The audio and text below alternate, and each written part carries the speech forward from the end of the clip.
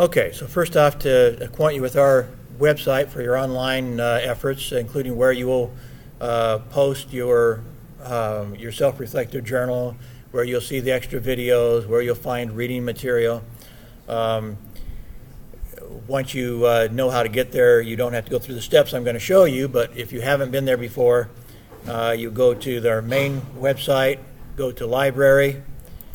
Once you get to library, there's a link here called information, and you can go to Moodle. That's the name of the software that's used for our online learning system, Moodle. It's probably the most popular e-learning system in the world, partly because it's free and partly because it's good. Some of the big universities use another one called Blackboard, but I was the distance learning coordinator at my last university, and Blackboard wanted to charge us $100,000 a year to use their system, and free is a little bit better than that. So anyway, click on Moodle. This gives you a little bit of introduction right here. And among other things, it explains that you will use your own campus ID and password to get into Moodle. So the same ID and password that you use for other things, you will use for this. This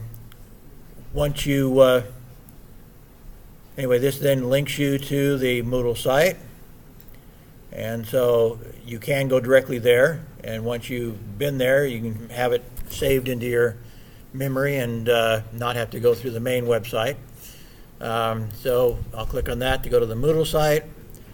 It'll come up. This is the front page of the Moodle site. And you see they have a rotating photo there, or graphic there. Then if you scroll down, before you try to sign in or anything, just scroll down. And it has a Moodle quick guide. And that repeats a little bit of what you found on the front page. You can put the name of the course in here to find it in a moment. You don't need to do it right now, but so you can go ahead and read about what you're doing. There's even as you come down, there's a Moodle guide for students, including a little video that shows you how to enroll in the course. You need a password, and that password is in our PowerPoint. It's pretty easy to remember, except this is the wrong one. There's two sections of this, and yours is the second section, and so your password is Success 2017B. That'll be your password. So going back to the website again. So anyway, it'll show you how to enroll, which is basically you just need to go find the course, and you could find it here. Probably just say Success Strategies. Let's see what comes up.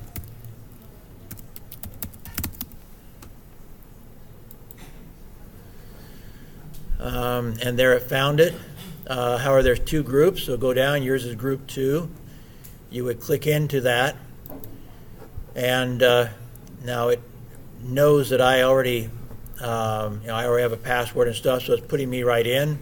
But if there's one here that says, "Is this your first time here?" Anyway, once you try to go into it, it'll require you to self-register. And when you self-register, that's when you use that Success 2017B as your key or your password to get in. So that's the short of it. If anybody needs some help, I'll be happy to help you. You can go to IT department. They'll be happy to help you. Many of your fellow students who have been here already more than one semester will be happy to help you. Not everybody uses Moodle, but oops. I can't talk and think at the same time. I probably put in the wrong password. Nope, I'm in there. Okay, so not everybody uses Moodle. So it may be that you have been here a semester and haven't used it before. I don't know. But anyway, if you need help, the main thing you need is that password, the key. And that's that success, capital S, and success, 2017B for our group. Most of you missed last class. I'm going to not give you much homework for this week, but it's in your best interest to try to, now here's the entire first lecture, so I'm not going to repeat what I did in the first lecture. If you want to watch it, you can. If you don't, you don't. You probably don't need to. I would suggest you watch the other videos that are here. They're very worthwhile listening to, and maybe you won't do it all in 1 week. The one we were just watching was this how pursuit of happiness can lead to unhappiness. That's one we were watching when you came in, or when you were first when we were waiting for other people to come in. And there's some others. There's a video here, Hans Rosling. The first two, or the second two, Diamandis and Rosling, I've included those mostly to help you get a different vision of what the world's going to be like during your lifetime. If you haven't watched these yet, you should watch them. Diamandis looks towards the future and what technology is going to do for us as a world, what it can do for us in a positive way. It gives a very positive outlook of the future. That one's very much worth watching. Hans Rosling actually takes a look at the past. He uses statistics to show how quickly the world is changing for the better, including especially Asia.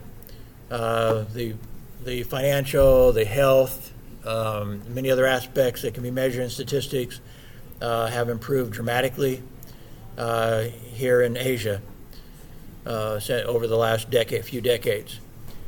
Farrah Gray is a 14-year-old. Well, he's not 14 anymore. He's now older, but he grew up poor, a poor family, poor mom, and he made his first $1 million when he was 14 years old. That's a very interesting video. Very impressive person. I hope he runs for president of the United States someday. Very impressive person. Video by the Alibaba founder, Jack Ma, about keys to his success. See, a lot of these are very short. Jack Ma, the Farrah Gray, 9 minutes. Jack Ma's video that I'm using here is 9 minutes. Hans Rosling's a little bit longer. That's about 16 minutes, I think.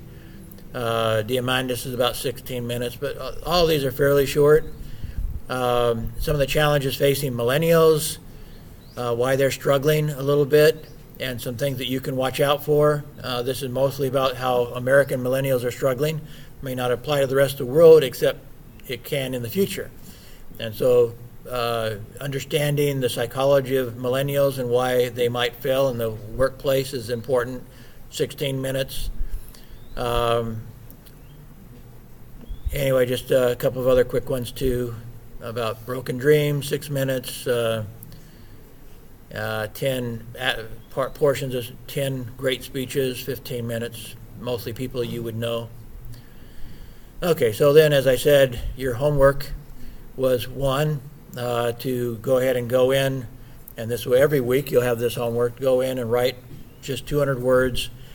That's less than a page of double space. I guess I could bring up a document and show you about how much that would be, but it's not much. And again, it's not right or wrong answer. It's just what did you learn from class and how will you apply it, basically. And I'm not grading on how well you write, just on how well you think. Tell me how you're going to use the information. And every week there will be a quiz, but the quiz is worth 0 most of the time. I might change that to 1 point. I think I am going to change the syllabus and make the weekly quizzes worth 1 point, 1%.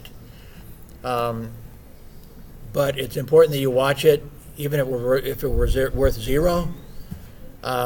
It's worth watching because those questions then show up in 3 exams during the, actually 4, counting the final exam. The questions you see in the the 1% or the 0% quizzes show up on the the quarterly exams and in the final exam. Those same questions. They might be rewritten slightly, but they're not meant to be tricky. You should be able to get a good grade on them. If you're watching the videos and doing the weekly quizzes, the short weekly quizzes, then when we get to a 10-point quiz later on, that should be fairly easy for you, and the final exam should be easy for you.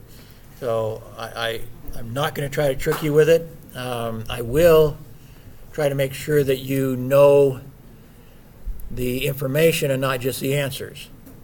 In other words, I might rewrite the question slightly just to make sure. For example, I might write once, which of the following answers is not true about this video or about what this person taught us. And then the next time I ask the question, it might be, which of the following is true about what this person taught us. So it'll be in almost exactly the same question, but slightly different, so that you're not just remembering answers, but understanding the content. But otherwise, the questions will be essentially the same that you get in your 1-point quizzes or your 0-point quizzes or your 10-point quizzes or your 40-point final exam. By the time you get to your final exam, if you've done the weekly quizzes and remembered those questions, then you should be able to do very well in the final exam. Okay, so this week then I will be adding some additional videos, some that we'll watch in class. I'll put them there anyway. Many of them you can go to in fact, I'm going to go ahead and go to the original. And this last one I had downloaded it. I'll start going to the original and seeing if we can turn on closed caption subtitles if we can with the ones that we watch here in today's class. Today will be a little bit unusual. We'll watch more videos than we normally would. Partly because this whole situation, I think you have till this afternoon to whether or not you're going to be in the class. I want to go through the syllabus and talk about the general direction of the class, but we don't really have a fixed enrollment until next week. So I did give a lot of lecture in week 1, and it was basically to a handful of people who aren't here now. So these first 2 weeks of a general education course are kind of, anyways, weird compared to other universities, let me put it that way. So we're gonna watch a number of videos today and talk about them. But we won't watch that many in the future. I'll be doing a little more lecturing, and also you will be doing presentations. We have the 2 textbooks. One is this one I mentioned already. I will lecture out of this textbook. We have a second one that's called College Success, and the entire book will be put on the Moodle site for you to access. But you will be divided into teams, and you will present the College Success chapters. So you'll have teams, maybe 2 or 3 people on a team, and you'll explain the essence, the most important aspects of a certain chapter of that book, and that'll be part of your grade also, worth 10% of the grade. So you'll do a little bit of presenting yourself. Okay. I'm going to go ahead and play a couple of the videos, and we'll talk about those, and then I'll go into the syllabus.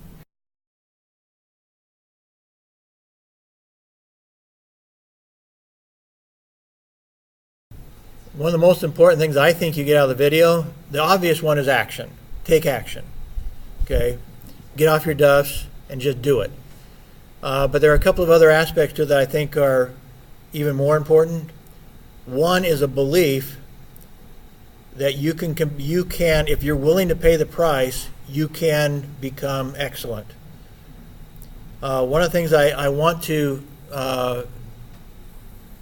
one of the things I really, really, really believe in is that if you're willing to pay the price, you can excel. I personally, one of the questions I asked last week was, are you Do you love what you're good at, or are you good at what you love? I think there's truth to both of them. We tend to love what we're good at. If you're good at math, you tend to love it. But if you love something, you also tend to at least become good at it. Even if you're not good right now, if you love something, if you have a passion for it, as he mentioned, passion, you will become good at it. And what you have to do is have patience to become good at it. If you're not good at it now, you can become good at it. My weakest area was, as a kid, was writing. And I became an award-winning journalist and my strongest area was math. In a nationalized test in America, I was in the top 99 and 2/3 percentile. So I was very, very strong in math. I was very strong in science, and I chose writing, my weakest area, and became very good at writing. I had to become very good at writing. I wasn't naturally good at writing. And when I teach writing as part of my journalism class and stuff, I take a fairly mathematical, scientific approach to it. I teach students how to write in a logical way, and how to write well and quickly and easily and clearly in a logical way. I try to create a formula for them because that's the way I think. And it's been quite successful. A lot of my students have become award-winning journalists themselves, and a lot of them have come back, and among other things, they asked me, why didn't my English teachers teach me this stuff? But I'm not going to get into that. That's a whole other aspect of my teaching. But I think in order for you to believe you can succeed, you have to believe that you can get better at something, whatever it is that's important to you. Some of you may be in majors that you don't love. And that's one thing I mentioned last week. Boy, I'm even willing to talk to your parents on this if necessary. I've seen, for some reason, mostly economics students have told me they hate economics and their parents force them to go into economics. Now, at this university, it might be other topics, but in my last university was a business and economics university primarily. And a number of students said they were only in economics because their parents forced them to. One of them particularly was about to graduate, and she came into my writing class and almost never attended class. I should have flunked her. If I were a strict professor, I would have flunked her. But she came to me, and she was obviously depressed. I was afraid she might be on drugs. I was afraid she might be suicidal.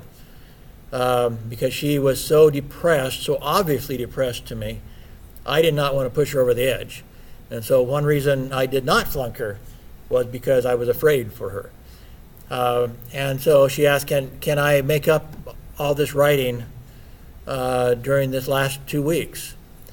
And I said, well, good luck with that. The other students had taken the whole semester to do the writing assignments that I asked them to do. And these were real writing assignments. She had to actually go out and interview people and write a good story about it.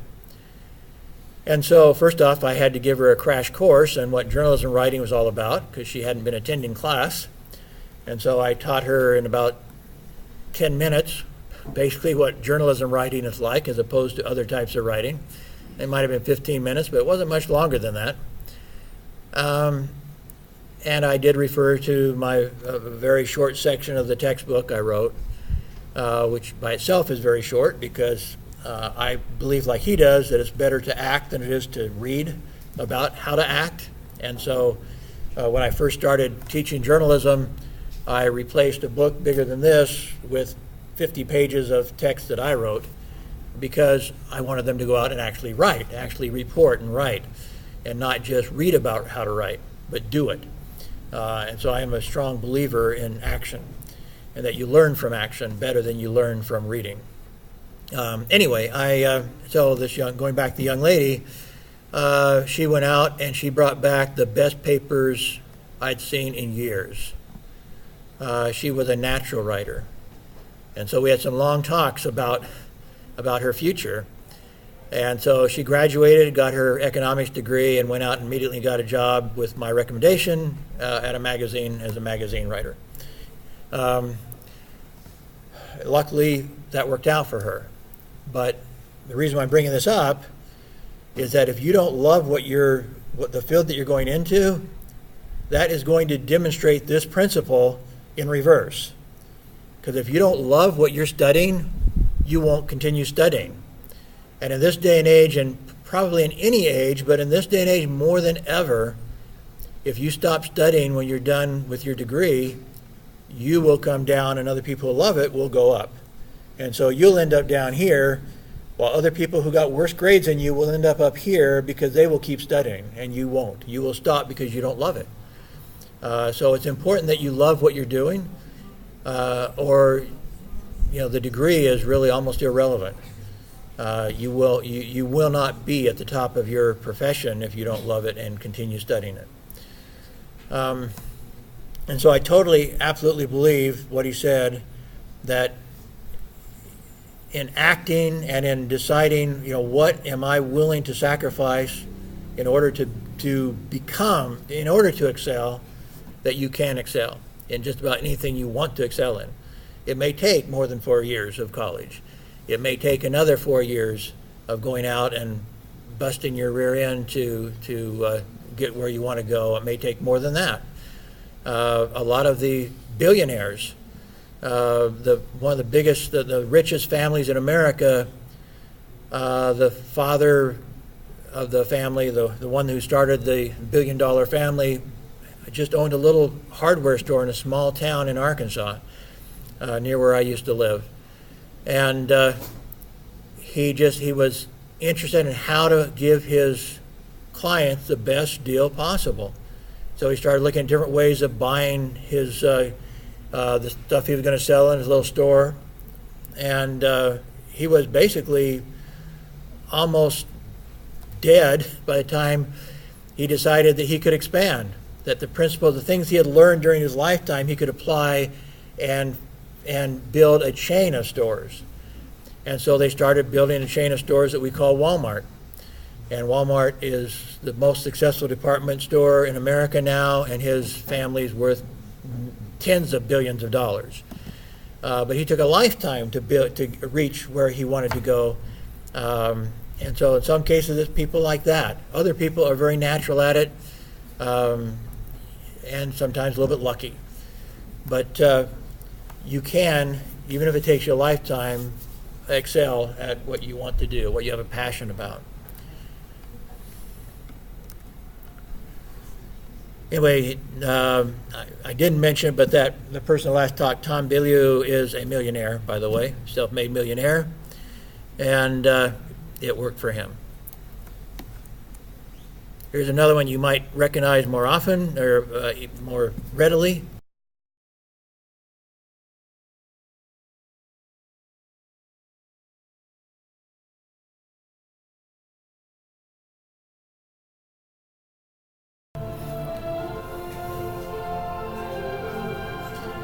Obviously, hard work is part of any success story.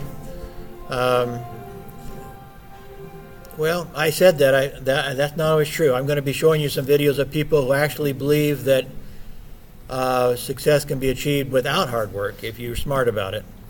So we will get to that video, or those, particularly one I'm thinking of right now, in the coming weeks.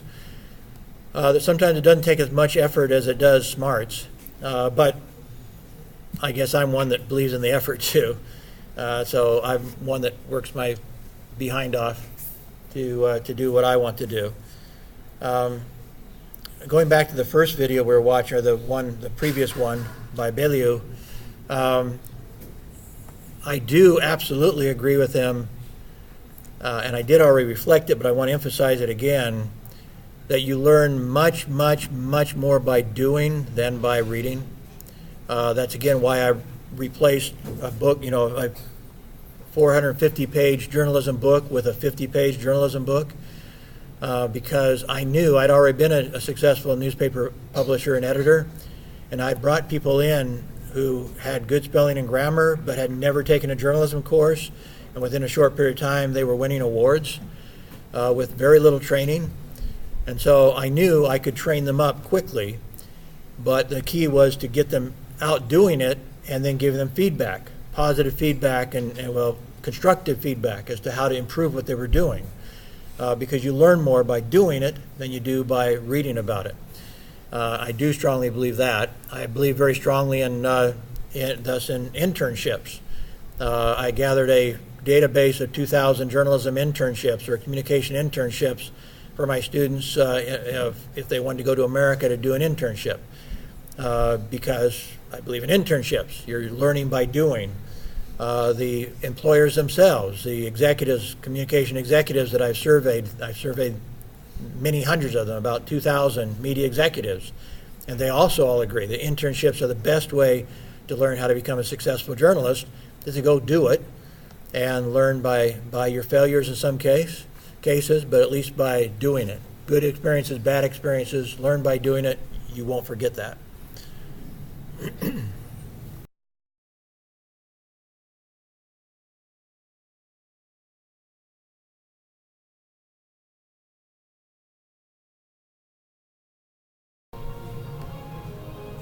One of the keys of many of the most successful people, including Donald Trump, actually, and the Democrats, the liberals, hate Donald Trump and like to make fun of him for this, but one of the principles that he has lived by is to be willing to fail. And in America, particularly, it's set up if you go bankrupt, like if you form a corporation, first off, if the corporation goes bankrupt, they can't do anything with your assets anyway.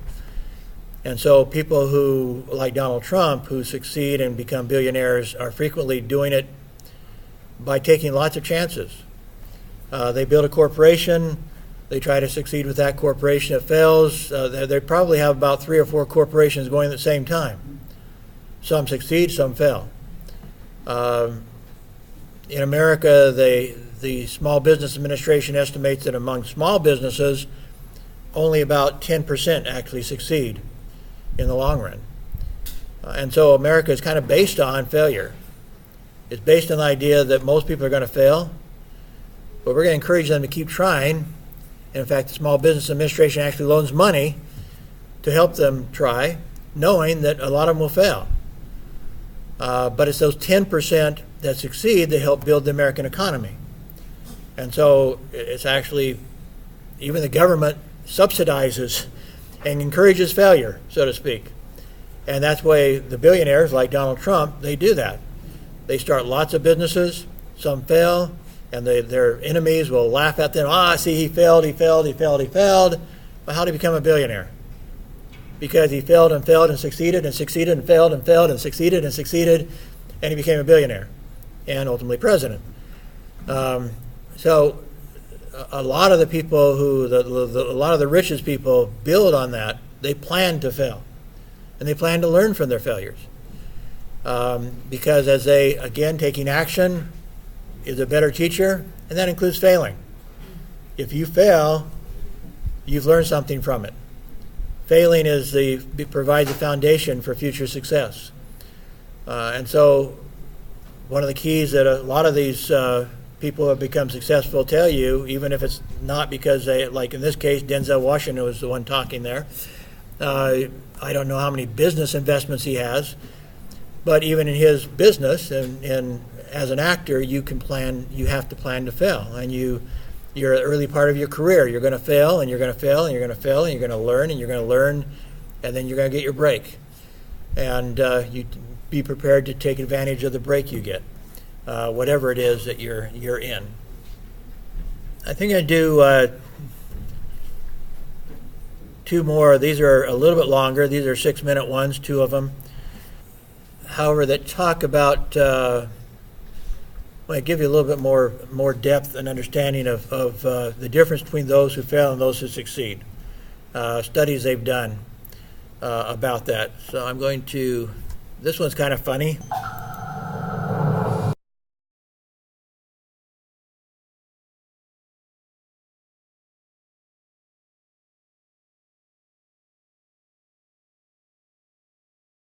Little kids,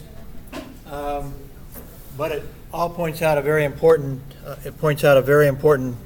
Principle, which is delayed gratification. And it is something that you can, and the author of this talks a lot about this, is that many people kind of blame their bad parenting.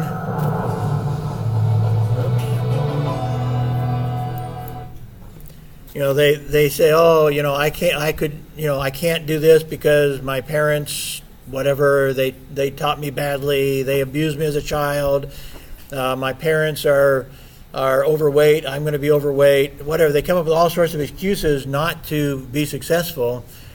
And the very first principle that Dr. Covey teaches is to be what he calls proactive as opposed to reactive. Proactive means that you make a decision based on what is right, what you believe is important, not make a decision based on your natural inclinations, your desire for quick gratification, your excuses for why you're not successful because of your parents or whatever, that you accept total responsibility for whether or not you're going to be successful.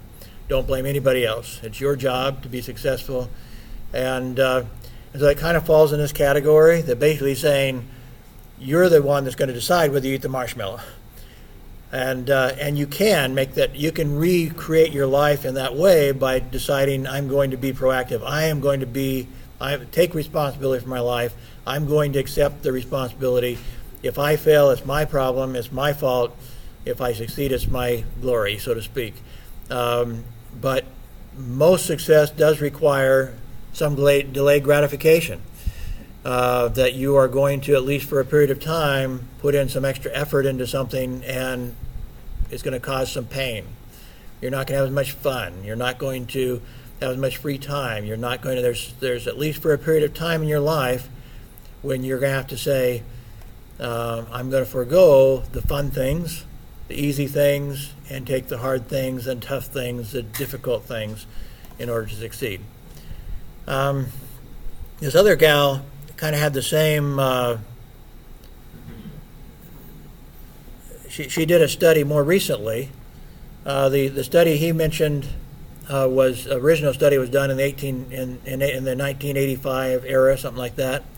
This gal is a current researcher on a related principle that she calls it grit. Are you willing to stick something out? Which is very related to delayed gratification. Are you willing to delay your gratification? Are you willing to stick it out and tough it out? And she's actually studied lots of different groups and been able to predict whether or not they would be successful in advance, depending on whether they had stick-to-itiveness, grit, delayed gratification, whatever you want to call it. So I'm going to go ahead and play that one, and then we're going to go through the syllabus. Okay, this gal's name is Angela Duckworth, and we'll watch hers.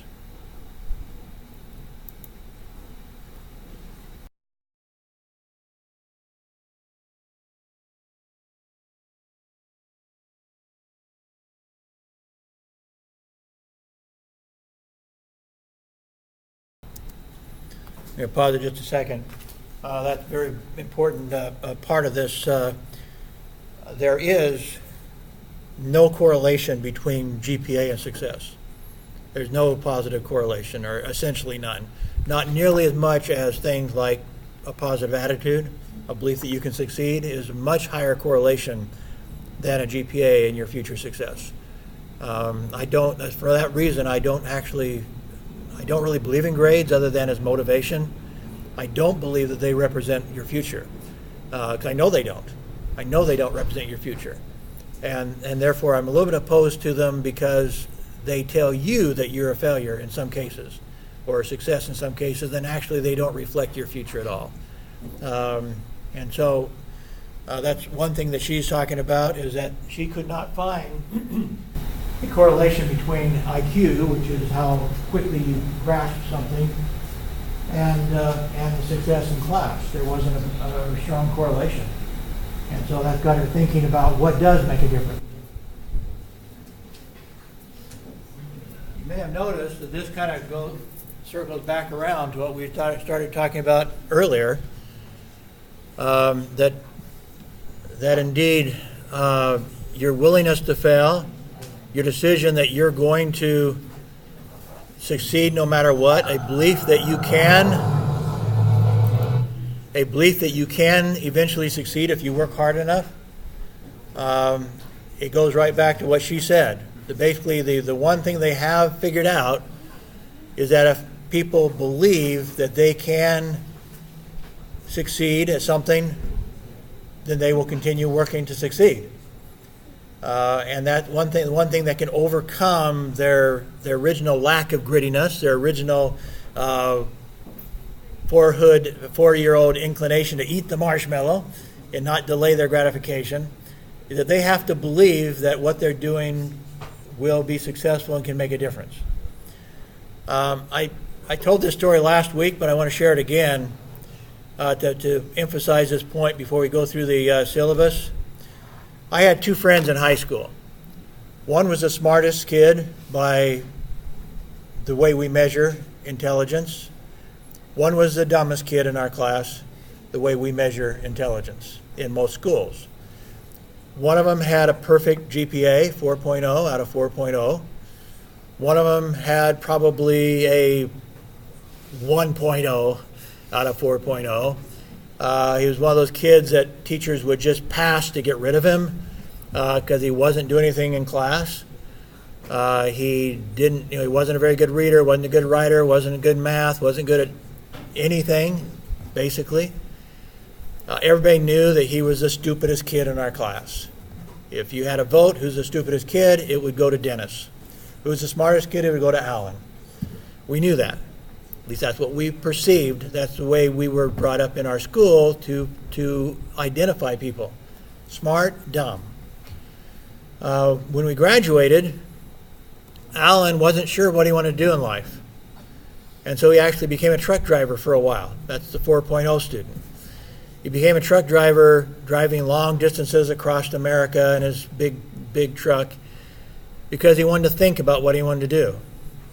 And so he thought and he thought and he thought for several years. And he finally decided to become, he went in, and I'm not sure what his major was. He did get his college degree, ultimately. And he became a counselor at a prison.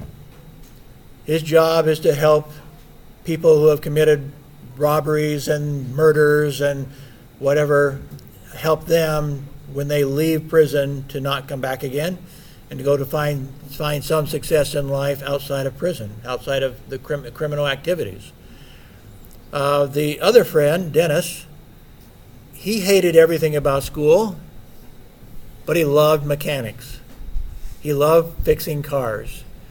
And that gave him more incentive to read more and to write more and to think more about what he loved, what he was passionate about. He became a master mechanic. And he became so good, he became a college instructor of mechanics. Which one was more successful? I think they were both successful. As far as I can tell, they were both, as far as I'm concerned, equally successful. One of them had the goal of helping other people who were in trouble. That's a noble thing for him to do. It took him a while to figure out what he wanted to do, how he wanted to invest his life, so to speak. And that's a noble thing for him to do. I consider him a success at what he did. I'm sure he's probably the best counselor in that prison. He's very smart, very caring. He's passionate about what he does.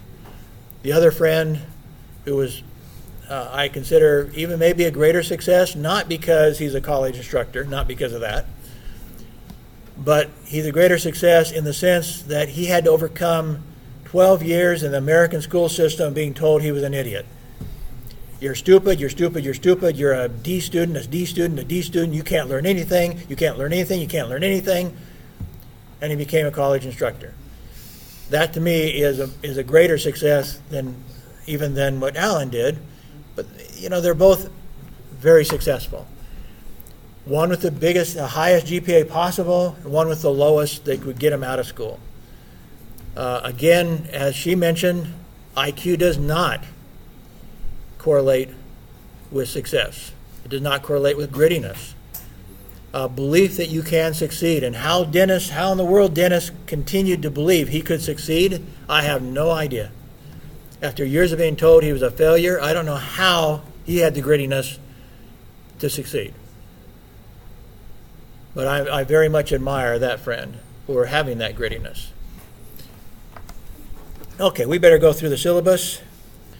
Okay, I don't think we need to go to the top stuff very much other than office hours. I will stay around here as long as you need me to stay after class. And this can be office hours right here in this room if somebody doesn't kick us out. If not, we can go someplace else to talk. So I've allocated time right after this class to help anybody that needs help. I also am on Monday and Wednesdays when I have a different class, and Thursday I have a different class, and so you see basically those hours are set right after those classes, so I might not be back in my office there, but I'm here someplace meeting with students. But I'm also available on any day except Tuesday, Monday, Wednesday through Friday, 5:30 to 6:30 my office. I'm almost always there. Tuesday I reserve in case I need to go off campus, go into KL or something. But otherwise, actually, I'm available whenever you can catch me. I make myself available. So if you need some help with something, it doesn't have to be during these hours at all. I try to keep these hours available, but other than that, if I'm in my office, you're welcome to come talk to me. So don't hesitate. It may help to email me and set up a time so that you don't come and waste your time. But if you happen to be in the neighborhood and want to stop by and poke your head into my office and see if I'm there, I'll be glad to talk to you under those circumstances too. I don't think I'll go through, it talks about the course description. I guess the main thing I'd mention here does correlate with some stuff we've been talking about already. There was an extensive study done by the Council for Industry and Higher Education, and the main gist of this study was to ask employers, on what basis do you hire? When you interview somebody for the job, who gets the job? What is it that you find in them that causes you to hire them and not somebody else? Now, I think, as I understood the study, they first off went through CVs. So the CV would tell them, does this person know anything about this?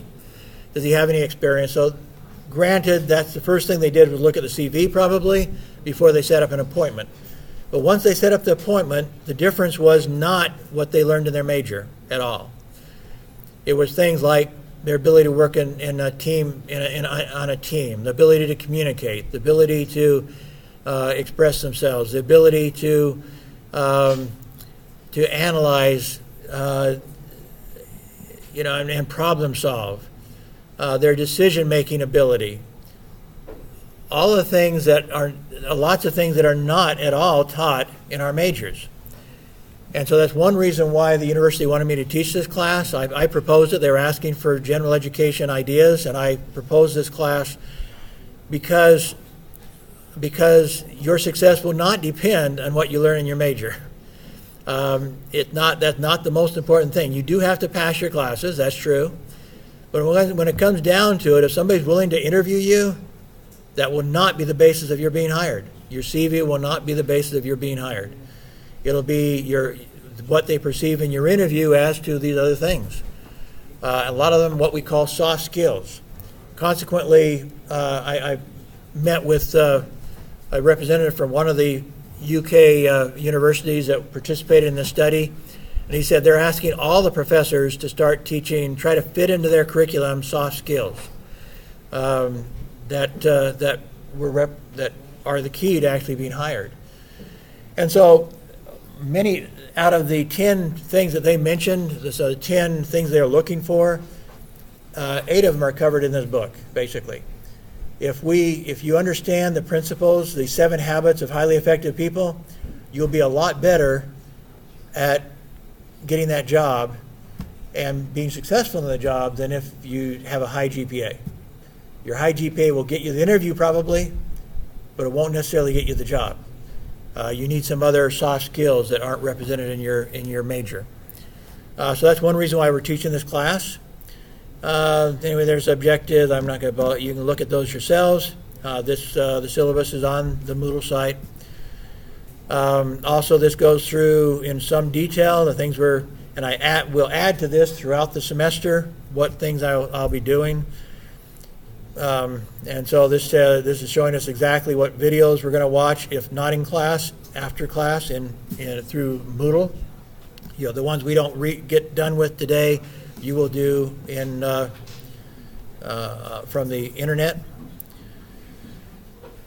So this goes through the 7 habits. I already mentioned also we'll squeeze into here your presentations related to the book college or the textbook College Success. And so that will end up, those will have at least one student presentation every week, starting about a couple of weeks from now. Next week I'll pass a list for you to sign up, what chapter of that book you want to help teach. You'll form teams, and after that you'll start doing presentations. And those will be fit into this, into our schedule as well. I don't have them in there yet. Probably what you're most concerned about is this. It says participation 5%, and while it says attendance and participation, none of the grade depends on you signing into class, other than your ability to actually pass the class. You have to be here 80% of the time, or you won't pass the class, according to the university. And do not sign in for somebody else. If we catch somebody signing in, that's cheating, just like cheating on an exam. It's cheating if you sign in for somebody else. Do not sign in for anybody else. You put your own grade in jeopardy by doing that, so don't do that. So you are expected to be here. The question I'm wrestling with a little bit is I was going to base participation on kind of randomly asking you to answer a question in class, each of you maybe 5 times during the semester, and base it on that. And I might still do that, but those questions are probably going to be the same questions that are going to be on your quizzes and your 0-point quizzes. And so instead of making it 0 point, I might make that represent the 5%. So your 0% will actually become, for each quiz, something like 0.5% or less, 1/3%, just representing that you went through the material, you understand the material. So rather than doing it specifically in class, I'm leaning that direction now, that I'm putting on the in the Moodle that they're worth 1%. They're really not worth 1%. By the time I accumulate all your weekly quizzes, like I say, it'll be, and then make it a total of 5% of your grade. Each quiz will be worth, like I said, less than 0.5%. So that will be your participation, will be your ability to answer those 1% quizzes. That will turn them into 5% of your grade. But you should be doing them anyway, because as I said, you have 3 online quizzes on Moodle. They'll be worth 10%, so 30% of your grade. And those will largely come, not absolutely total, but largely come from your weekly 1% quizzes. So you should do the 1% quizzes to prepare for the 10% quizzes.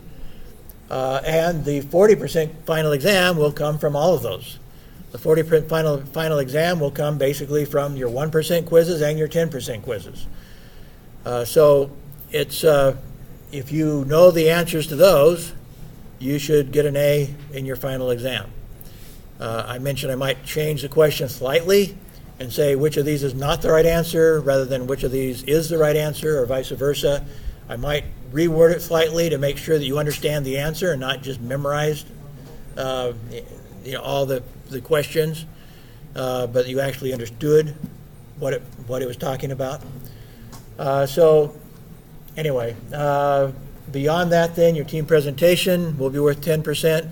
So again, each of you will be part of a team to teach one chapter out of the College Success textbook, and we'll get you set up on teams next week.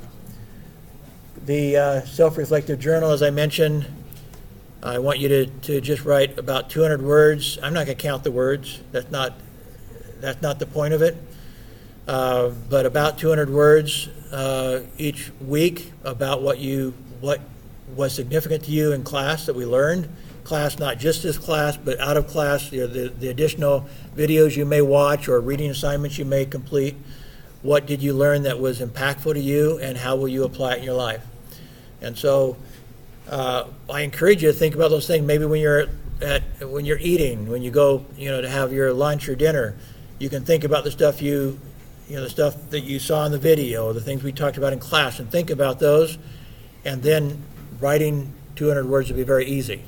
It's not very much you're talking about. I mean, if you look at this, we just watched, 5 videos or something, and you'll be watching another 5 before you're done, short videos. If all you did was write what you learned if you took notes while you're watching them, and wrote 2 sentences about each video about what you learned from it, you would have more than 200 words by the time you watched all the videos. So it's not that hard of an assignment. What did I learn that was of value to me? And then the hard part is, how will I apply it in my life? How will it have meaning in my future? And that's the part that you have to think about a little bit. But there's not a right or wrong answer. So that's not that hard. And then, like I said, we have the 3 online quizzes that are worth 10% each, and those will largely come from the 1% quizzes. They might include a little bit more. For example, in the week that we have a 10% quiz, we don't have a 1% quiz, but we still were in class and learned stuff. So I might include some of the stuff that we learned that week, in addition to what was quizzed, the quiz questions we had the previous weeks. So I may add, in addition to that, a few questions from that week, rather than just pretending it didn't happen, into the 10% quiz. So in that sense, the 10% quiz might have a few questions beyond what were in the 1% quizzes, because it will include a few questions from that week's work as well. And then when we get to the final exam, I don't think there'll be, like I said, if there's anything, that some of the questions will be rewritten slightly, but all the material will be the same. So by the time you get to the final exam, you should all do well in that. I would expect a lot of 100% grades on that. So because of the nature of this class, it's not one of your majors, I really don't care if you all get A's. Like I said, I don't respect grades that much anyway. Grades, as I said, are no indication of your future. And so in a class like this, I hope you all get A's, because this is about how to be successful. And so if you all get A's in this class, I can defend that to the administration. I might get fired if I give all A's in one of my major classes, but in this class, I think I can defend this class that I give you all A's. So feel free to get an A. Okay, any questions on that? Okay.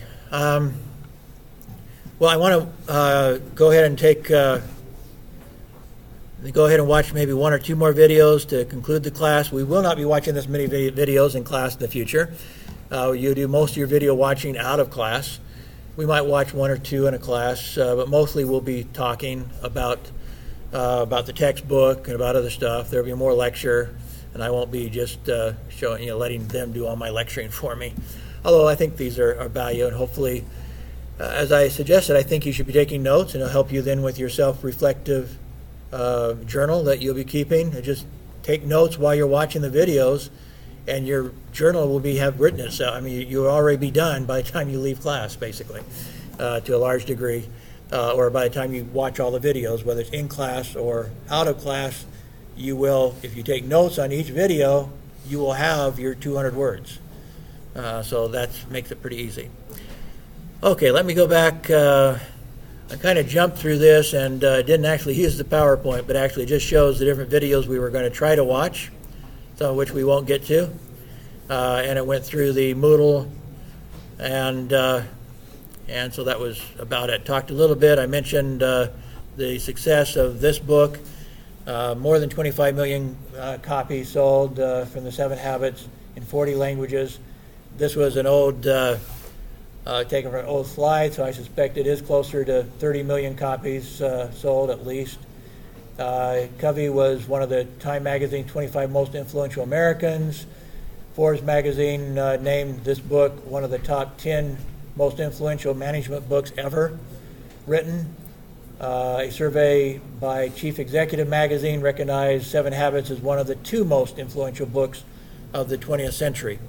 So, like I said, it's very, very highly esteemed, and I think you have a lot that you can learn from it. I think we won't, like I say, won't have time to watch all of these, but I think the next one I'm going to watch is a little bit longer video.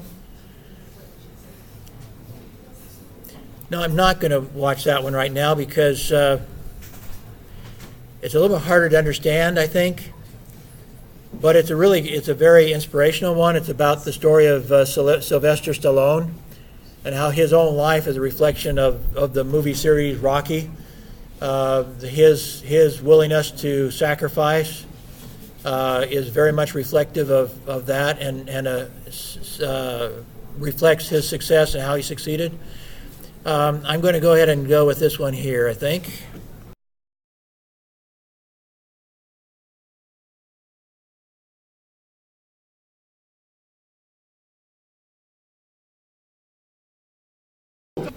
Okay, well, our class time is up.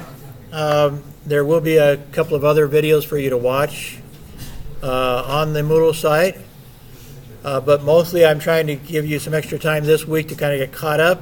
Go watch some of the videos from week 1 that you didn't, if you weren't here. They also will help you to first off, there are questions in quiz 1. There's already a quiz 1 from last week. So to do your quiz 1, you'll need to watch the videos. And then there's a quiz based on these today. You'd be able to answer a lot of the questions right now, probably, because you've watched most of the videos that are on the Moodle site for this week. So this week, I'm taking it easy on you so you can try to get caught up and watch some of the videos from last week and do the quiz from last week, and then take the quiz from this week. And as I said, there's also will be. I haven't put these up on our Moodle site yet, but I will immediately this afternoon. So there will be also a place for you to go ahead and upload your weekly entry. And you can either do it as a Word document, or you can type it into the Moodle directly, or you can copy and paste into that text box.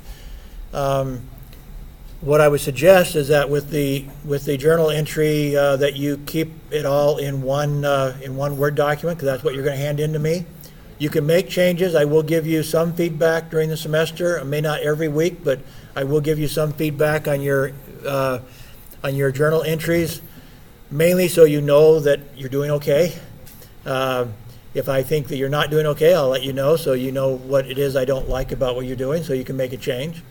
But I'll give you some feedback, but the grade for the journal will not actually be finalized until you hand me the whole product. And so I might give you a grade that I would give if I were going to grade it. I might say, okay, I would give you a 100% grade if I were to grade it today, this segment of it. Or I might say, well, you're doing something wrong, so I might only give you 50% on this one because you're not doing it the way I want you to do it. But those are not going into any grade book yet. So whatever I tell you, whatever feedback I give you before the end of the course, when you hand in the entire weekly journal, it does not reflect anything about your final grade. That'll be based on what you hand me at the end. So anyway, I'm suggesting keep it in Word and then maybe just copy and paste each week's into the Moodle site each week. You can upload it as a Word document, but again, 200 words isn't very much. I would say just copy and paste it. Write it in Word, copy and paste it into the text box in Moodle, and then I'll review it quickly. And as I said, sometimes I'll give you feedback, sometimes I won't, but don't worry about that. It's the only grade that counts is at the end anyway. But certainly at the start of the semester, I want to give you feedback so you feel comfortable that you're doing it okay, that you're doing what you need to do. Okay? Any questions?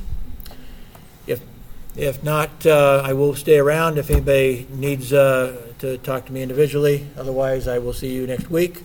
Get on Moodle and do that stuff on Moodle. Okay, thank you.